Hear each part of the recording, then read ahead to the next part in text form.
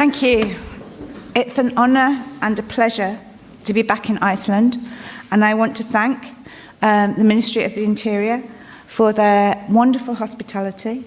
I also want to thank the public prosecutors and the police in Reykjavik and those in Keflavik for their hospitality and their openness in having discussions with myself and Holly over the last 4 days we've been here.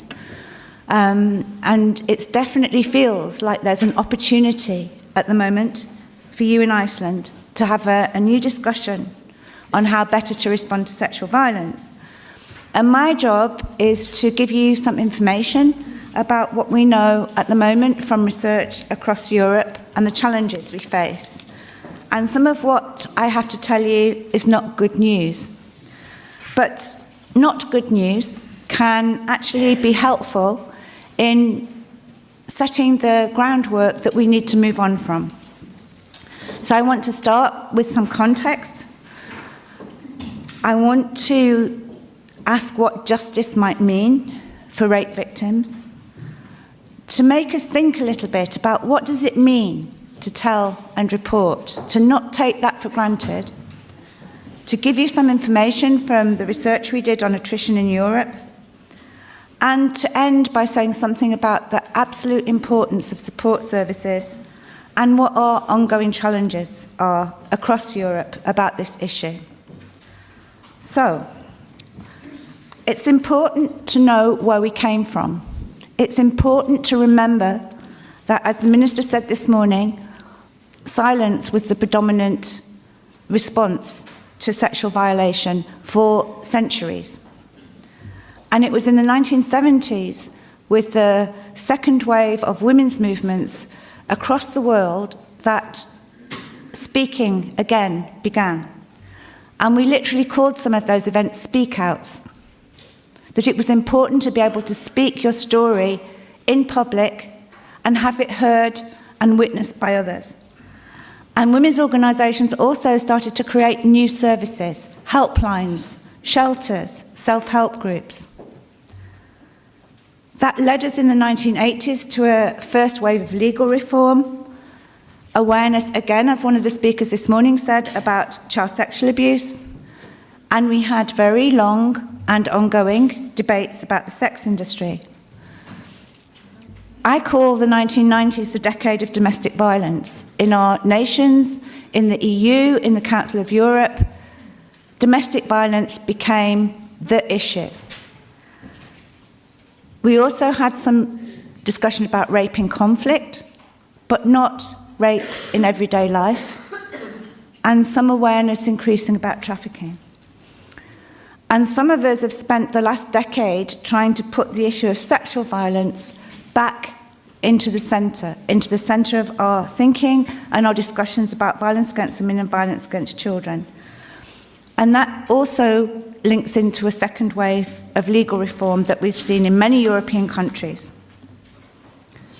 So what does it mean? What does sexual violation mean? This is a quote from Jan Jordan, a New Zealand researcher. This is a book where she interviews 27 women who were raped by the same man. And she says, the act of rape, the rapist seizes control of the victim's body, violating the sense of autonomy. The sense of disempowerment is immense. Another person has taken charge of one's body, manipulating it like a puppet, reducing the victim to an object, a prop in a man's world. And that context of disempowerment, of having control taken away, we all need to be mindful of this as professionals, as supporters, as helpers, that we can further disempower, further take control away, do further harm, or we can help undo some of the harm by restoring power, by restoring control, by restoring agency to victims in the process of whatever help and support they seek. And that leads me to think about what's justice then? If to be victimised is to have your control taken away, if it's an assault on your body and on yourself, what is justice? And I think justice begins with a recognition that your rights and your body have been violated, and that requires that you are treated respectfully by everybody at all points in the process. That you should have access to support at the point at which you tell, and at any point that you need it subsequently. You don't resolve an issue of sexual violence, and you certainly don't resolve a history of sexual violence, which is all too often the case for many women and children, in a short period of support. It comes back again in your life later. It re-enters as a challenge, as an issue, as a burden, and you should have the right to support at that point too. We should be working to restore control, the space for action that women have in their lives. And we should be giving practical and emotional support, which includes information and options. And only one part of this justice, for me, is the outcome of any criminal case. It's one part of justice, but there can be many other ways in which we deliver justice through having an integrated system where the criminal justice system is connected with support systems. So justice can be in the process, in the procedure, and in the fact that you have access to quality victim services. So what does it mean to speak or to report? The first thing someone has to do before they can do this is name what has happened to them as a sexual assault. And a lot of women and children don't. And some children and women, especially those with disabilities, don't have access to words or symbols to enable them to communicate what's happened to them. So if we don't make it possible to speak, to tell, it's impossible to. At the same time, the next layer is we know that to be seen as a victim, and especially to be treated as a victim, is to have shame and to have stigma. And many women and children choose not to give the opportunity to someone to make them feel shamed, to make them feel stigmatized. And certainly adult women are all aware of the potential for disbelief or for blame. If part of their behaviour could be seen as naive or taking a risk, that they may be blamed for what's happened to them. And so long as we have that blame culture, they will choose not to tell. They're most likely to tell a friend, not an agency, but somebody they know, somebody they're close to, somebody they feel will believe them and support them. And those friends can be gate openers. They can encourage to contact a support service, encourage to report, or they can discourage it. But in our legal system, there's an expectation that if you're sexually assaulted, you should immediately go to the police station. Why? Why should you immediately do that? Why should you go to an institution that you're ambivalent about, that you're unsure about? Isn't it a more human response to tell someone you trust and you know? But some of our expectations, many of our expectations of women who are raped, I think are contrary to what we know about human behaviour in situations of stress. The research that they've done in Australia and in New Zealand has shown that being believed and listened to was the most valued response for survivors of rape and sexual abuse. So they are most likely to tell, therefore, someone who they think is going to believe and listen to them. In the first wave and the second wave of legal reforms, I think there were a number of explicit intentions. There was an intention to increase reporting, to enhance the prospects for prosecution and conviction, and rape law in most countries in the world has been unique historically, probably not now in the letter of the law, but it had unique evidential requirements that were only required in these particular crimes. And part of the reform has been to remove these discriminatory parts of law and hopefully to improve the treatment of victims through the criminal justice process. Part of what we're doing now is thinking, how far have we succeeded in achieving these aims? And across the globe, we have 4 different approaches to defining rape in law, and they're actually quite different. The most common is probably sex with force. It's true in many European countries, and to an extent here in Iceland. Sex without consent is the definition that's always been used in the criminal law where I come from. In Canada, you end up with levels and layers of sexual assault.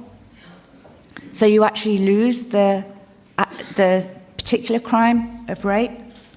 And then we have this very innovative and challenging concept from the UN Tribunal on Rwanda, but is also national law in South Africa, that rape is sex in coercive circumstances.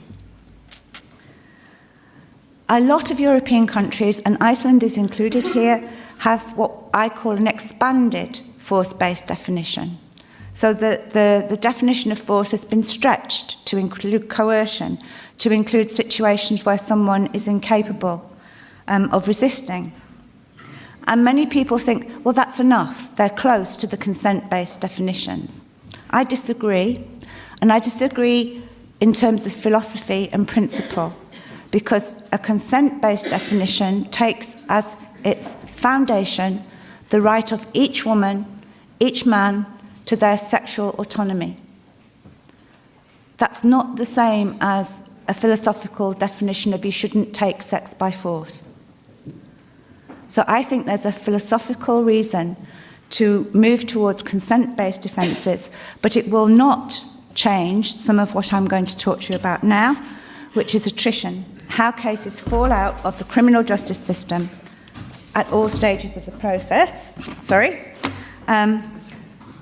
Attrition is a calculation as a percentage of how many cases fail to proceed in the criminal justice process. So if you've got 100 reports and you have 10 prosecutions, you've got a 10% prosecution rate and a 90% attrition rate. If you have 1 conviction, you've 1% conviction rate and 99% attrition rate. And the reasons the cases fall out are complicated.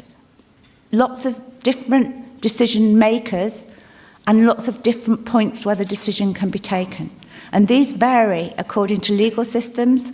In some legal systems, the victim can't withdraw from the case. In others, they can. In some systems, the police can't drop a case, only the prosecutor. In where I come from, the police can drop a case. So we need to trace how this happens in each system according to how the system operates and what the legal framework is. This is a model of attrition from Australia, and they have taken that we don't know how common sexual assault is. We do know how many report to a survey in 1 year. And then they've taken down and down and down till you get to 0.7% that result in a conviction. This is a different model from New Zealand. They just start from the number of cases that are recorded by the police in 1 year. And you see that less than 1 in 10 at the end of it results in a conviction. And many of the cases are lost at a very early stage in the process, in the investigation stage.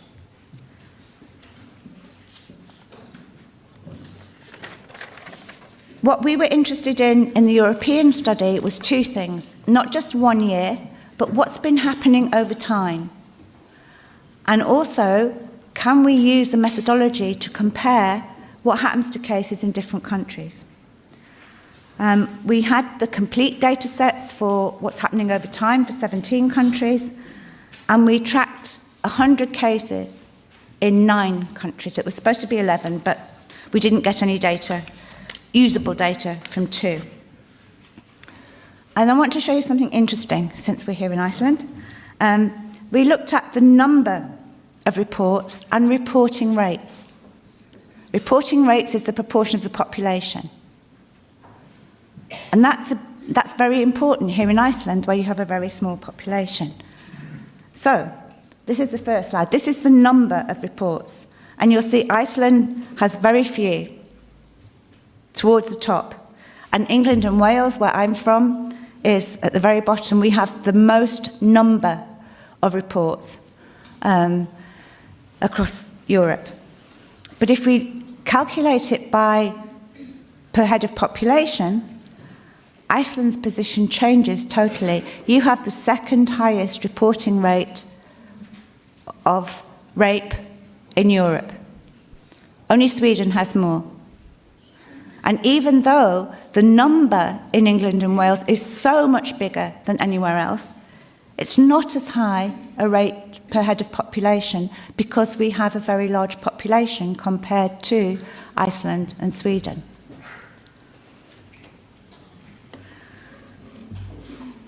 What we found when we looked at what was happening over time to the reports, and this data comes from justice ministries, is that most European countries had a picture of what we call classic attrition. Reporting has increased over the last 3 decades, sometimes hugely, remarkably. But the number of convictions hasn't kept pace. So actually we've got many more reports, but a lower conviction rate. Only 3 countries had an increase in reporting, and the proportion of convictions stayed the same. Germany, France, and Luxembourg. And then we had 3 countries where they had falling reporting and a falling conviction rate. And then we had one very strange country where they had more convictions than they had prosecutions and reports. Some people have said to me this is a feminist paradise, but I actually think there's a problem with their data. Okay, so let's have a look. This is the data for England and Wales. The blue line is the number of reports, so you can see up over time over the last 3 decades. The dark pink is the number of prosecutions, went up somewhat, and the light pink is the number of convictions. And the number of convictions hardly changes, so we get a falling conviction rate. This is Sweden, had a very similar profile when we first did this research, and then we got 6 years more data, and in the last 2 years in Sweden they had a big jump in reporting, but they also had a jump in prosecutions and convictions. So their conviction rate in 2005-06 is higher, twice as high as it was in the 2 years previously. That's why it's important to look at trends over time, not just 1 year. 1 year tells you something, but it doesn't tell you what's been happening in a more systematic way. And here is the data for Iceland. We haven't actually published this anywhere, but I had it in the analysis, so I thought I would bring it to show you. And you have this astonishing increase in reports, recording in 2002, and it continues. Varies a little bit, but it stays high. And that then means that you have a lower conviction rate because you've had such an increase in reporting, and the number of prosecutions and convictions hasn't kept pace. So then we looked at the data that we collected from the police, the prosecutor, and the court files on 100 cases in these different countries that have different legal systems and different patterns of attrition. And we worked very, very hard with each other to find categories that meant that we were comparing the same thing, that we weren't comparing apples with oranges. And we looked at three things. We looked at who are the decision makers, who makes the decision that a case is not going to proceed. Is it the victim? Is it the police? Is it the prosecutor? Is it the court? Why did it fail to proceed? And when did it stop? At what point did it fall out of the system? And what we found was a higher conviction rate than in Iceland or in my own country. 15% of the cases that we tracked in this way resulted in a conviction. But the conviction rate ranged from the lowest, which was Belgium, at 4%, to Germany with 23%. And most cases were discontinued in the early investigation. And one of my challenges is the focus has tended to be on the court and on the difficulty of the court process for a rape victim. The vast majority of rape victims never ever enter a court. The vast majority of cases are lost earlier on. And so there's some important work that we need to be doing about what is it in that process that could be done better to enable more cases to go through that process. The most common reason that they didn't proceed was insufficient evidence, followed by 27% of the victims withdrawing their cooperation. And I see that as a withdrawal of trust in the criminal justice system. It's women saying, I don't trust you to protect me, to respect me in this process, and so I'm going to remove myself from it. Again, a challenge to us. A maximum of 9%, and that was only in one country, were false allegations. The average proportion of false allegations, according to the police and prosecutors' own files, we weren't coding them this, we were using what was in the file, was 4%. And we found that a conviction was more likely. If you were a suspect, the conviction was more likely if you were a non-national, if you were a stranger or a very recent acquaintance, if you were not a current or ex-partner of the person you raped, and you'd been previously accused or convicted of some criminal offence. If you were a victim, it was more likely if you were female. Only one of the male cases we followed resulted in a conviction. If you'd had a forensic examination and there were documented injuries, and if you did not have a mental health problem. And the cases where we get convictions are ones that reproduce, I think, the stereotypes about rape and rapists that we have tried so hard through law reform and through campaigns to undercut. So even though we've changed the law to be more inclusive, even though there's a recognition socially that marital rape happens, those cases don't proceed as often through the justice system as they should. So how do we make sense of this? I've spoken at a lot of conferences, and I've spoken at conferences with prosecutors and judges, and one of the things they often say is, we've got different cases coming now. You're sending us weak cases. They're not the cases we used to get in the 1970s. And when I ask them to explain what they mean, they have a number of explanations. They say, well, most of the ones in the 1980s involve strangers. If you actually go and look at research on sexual violence in the 18th and 19th century in the US and in England and Wales, the majority are not strangers. They're employers. They're family members. Women and girls did report family sexual abuse in the 18th and 19th century. This may shock you, but some of them did. So actually, we've created this stranger myth out of, I don't know what, or where, or why, but it's a huge problem. That stranger rapes are violent, they involve weapons, Therefore, there's going to be injuries, so they're much more easy to prosecute.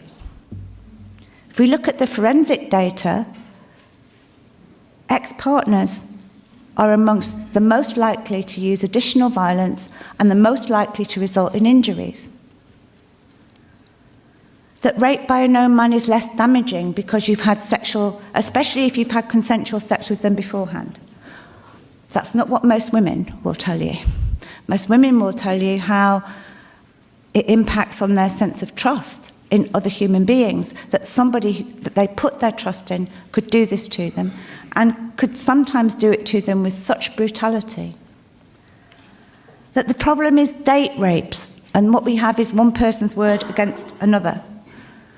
Apart from the research in US colleges, hardly any reported rapes are in the context of a date.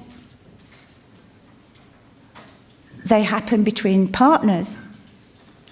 They happen between friends, between acquaintances, but it's not a date.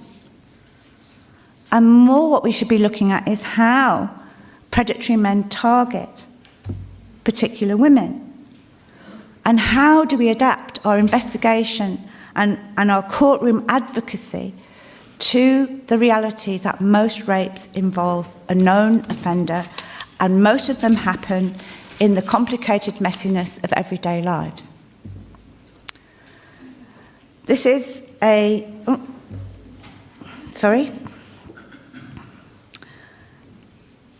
This is an example to all of us about what happens when you over-identify false reports. This is the case of Malcolm Rower in New Zealand. He systematically raped at least 50, possibly more, women, stranger attacks. But his first rape was of a young woman who was on the edge of the criminal gang that he was the leader of. And she reported to the police and she named him. But because she was not a credible witness, she wasn't believed. The case wasn't investigated properly. His alibi from one of his other fellow gang members was believed rather than this young woman's testimony. And the fact that that happened then meant that this man had the freedom, but also the confidence to rape many, many, many women. And one of the really interesting things about this case is what the police in New Zealand say about it.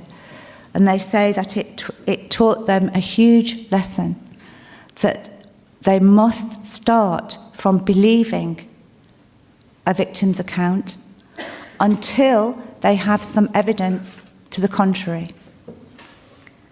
We've had 3 similar cases to this in the UK in the last 2 years. 3 cases where women reported someone, named him, they weren't believed, they went on to rape many, many, many more times. So we have to change this culture of scepticism that pervades, I think, criminal justice responses. And we have to change how we think about this idea of what rape is. We have a sense, I think, implicitly, if not explicitly, of what a real rape is, what a real victim looks like, does, behaves, what a real rapist looks like, does, and behaves. And we have to open this up to the fact that rape is often everyday and mundane. It is not CSI. It's in our everyday lives, what Dorothy Smith calls the everyday and every-nightness of our beings. I was going to say something about credibility in court, but maybe I'll use this in the talk to this in the workshop later. I want to end by, if we're talking about the kind of expanded justice that I was talking about earlier, we have to factor in support services. The best supported victim will give the best evidence, but you're also helping undo some of the harms of the sexual violence. And I think that justice system should not just be about redress in terms of punishment of offenders, it should also be about undoing harms. And these are some of the things that victims have said that they want. They want short-term and longer-term support. They want a safe space where they can speak openly and without feeling judged. Female and male rape survivors say they would prefer a female forensic examiner, and I know you have that possibility in the hospital here in Reykjavik. And they want responsiveness to their needs, whatever those needs might be. This is just to show you. The red on this map means there are no sexual violence services. There are so few sexual violence services in the country I come from compared to services for domestic violence. It's begun to change, but the situation in many European countries is even worse than that. You might see only one or two, including somewhere like Austria, where they have more shelter places than the Council of Europe suggests you need. They have so little support for survivors of sexual violence.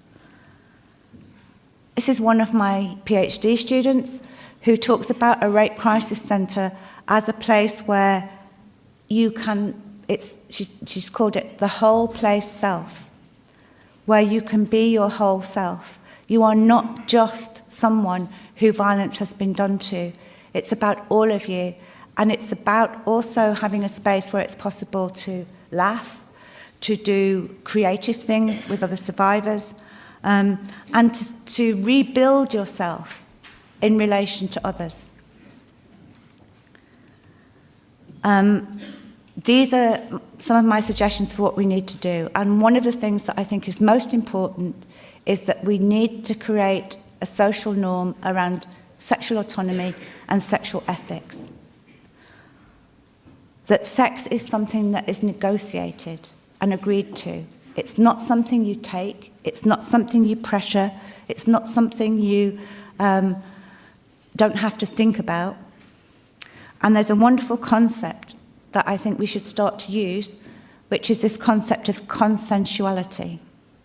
That we ought to be promoting consensuality.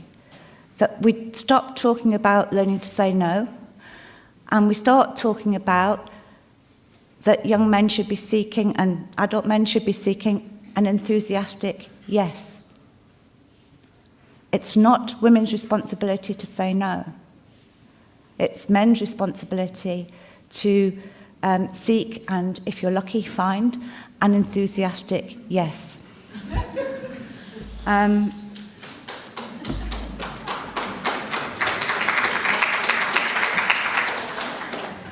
We need to expand our concepts of justice, as I've said, and our understandings of rape. And I just want to end. This is a woman, this is a 50-year-old woman. This is what happens when we get it right. And you'll notice that this woman's case went to court and her rapist was acquitted.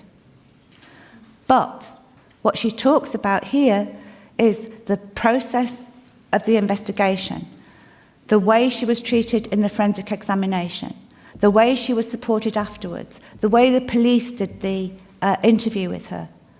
And I want to read it because I think it's important what she says. And the respect I was shown. I didn't respect myself, you see.